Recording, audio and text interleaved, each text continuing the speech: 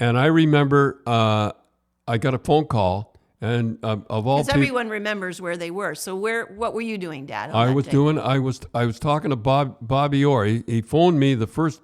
What do you call it? Superstar, the Twin Towers, and he says, I think there's a plane. And as we're talking on the phone, he says, I think this second plane is going to hit the. And as we're talking about, I'm talking not to drop names or anything, but it hit the second tower, and I remember hearing the story yesterday or the day before about two Marines had run in. There were two policemen, and they were ex-Marines, and there was two guys caught under beams and everything like that. And he says, "Get out of here and save yourself." And he said, "We're Marines. We're staying and we're getting you out." And it was really something. Yeah, and we in the hockey world lost two people, Ace Bailey and Mark Bavis, both from L.A. He was only 37. He was a scout for, and I remember Ace Bailey. Remember, he used to. If everybody remembers back when Ace Bailey played, he played with he used to have a white turtleneck on all the time. Funny story. Before we get into it, Gretzky tells the story.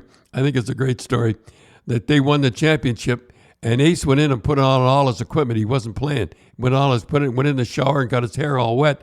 And Gretzky's looking at him, and he's thinking, "Wait a minute, I didn't see you on the ice."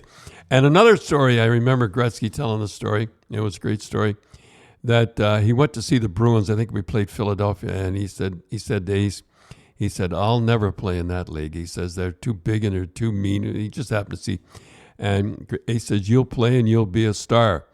And so then he gets playing in the WHA.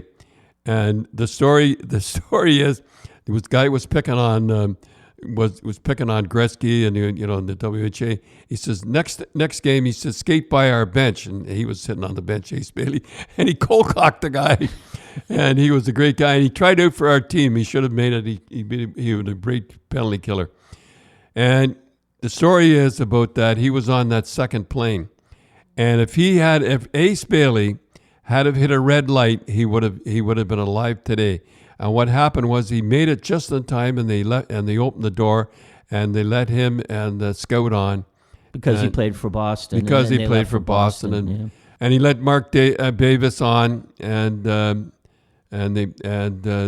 imagine they hit that second tower. Yeah. Well, as I say, Cindy, next year will be 20 years. Well, the hope will be a little bit bigger. It is nothing, hey? You see nothing in the paper. There was hardly anything. It's like D-Day now. Like nobody cares. Nobody really cares. And one guy did. Trump called.